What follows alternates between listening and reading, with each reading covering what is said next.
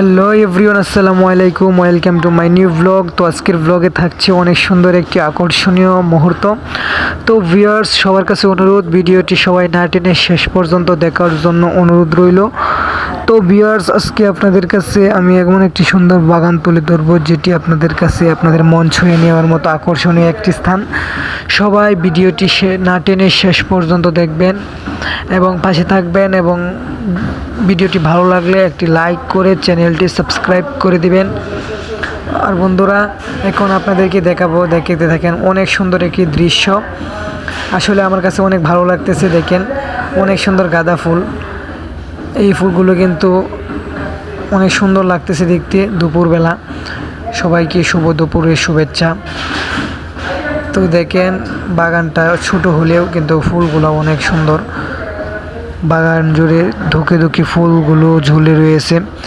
সবাই ভিডিওটি দেখতে থাকুন এবং আমাদের সাথেই থাকুন। হ্যাঁ, অনেক সুন্দর একটা আকর্ষণীয় দৃশ্য।